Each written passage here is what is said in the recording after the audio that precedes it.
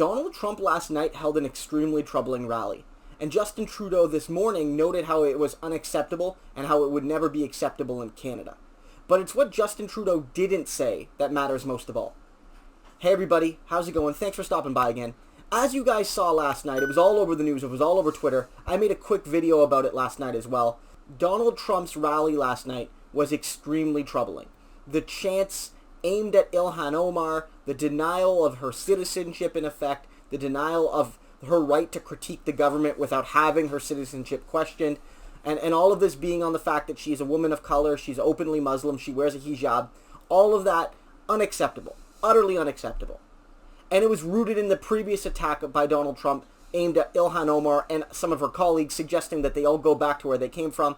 Ilhan Omar, of course, being the only one not born in the United States, and Omar herself being a long-time American citizen and deserves to be an American citizen just as anybody else, even if they are native-born or immigrant.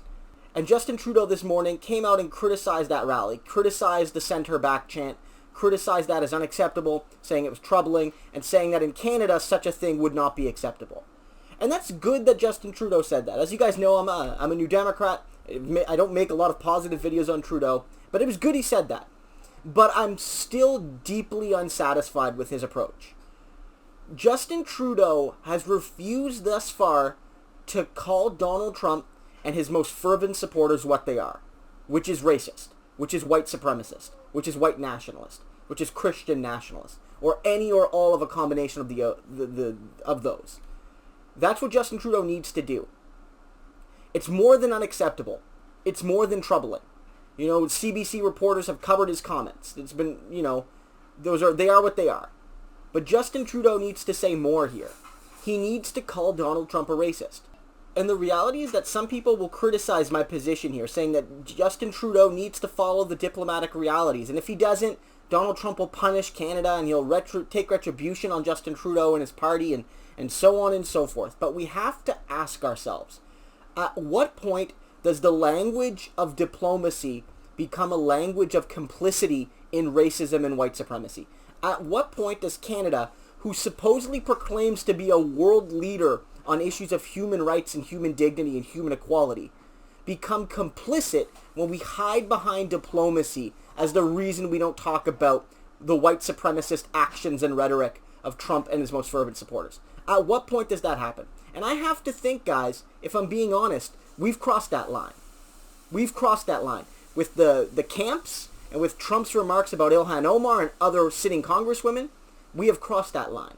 It is no longer sufficient to call Trump's remarks and the remarks of his supporters at the rally unacceptable or concerning or troubling or whatever euphemism you want to use. They are white supremacists and they are racist. And they have to be called as such.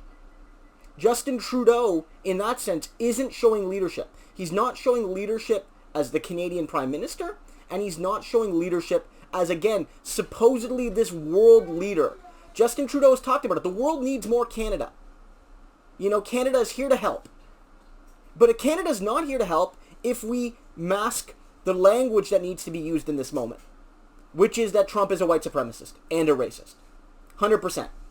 And his supporters. Not every single person that voted for him, necessarily, but certainly the people who show up at his rallies and chant "Send Her Back," they are racists and white supremacists.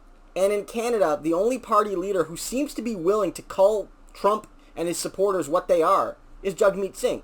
He hasn't yet responded to the specific Trump rally yet, but to the original remarks telling Omar and her colleagues to go back to where they came from, Jagmeet Singh called them racist. Because they are racist. They're racist remarks. And Justin Trudeau criticized those as well, but he didn't use the word. He didn't use the word, and the word has to be used.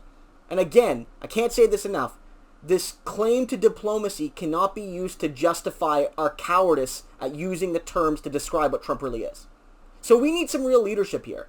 Again, Jagmeet Singh has demonstrated he's willing to do it, but Justin Trudeau is Prime Minister right now. He needs to do two things. He needs to call Trump a racist and a white supremacist, or at least call his actions white supremacist and racist in nature, and he needs to suspend the Safe Third Country Agreement. If he does both of those things, I'll come on this channel and I'll applaud him. And I'll say he did the right thing. You have my word. But I don't think he'll do it. And that's a real shame. So everybody, Thanks for stopping by. I hope you liked this video. If you did, I would appreciate if you like, comment, and subscribe. Doing so helps to spread the message, to let folks know that Canada isn't doing enough on the global stage to stand up to Trump's racism and white supremacy, and that we could do a lot more, both rhetorically and in terms of policy.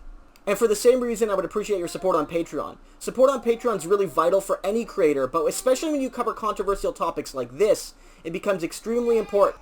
So guys, have a great one, and I'll see you in the next video.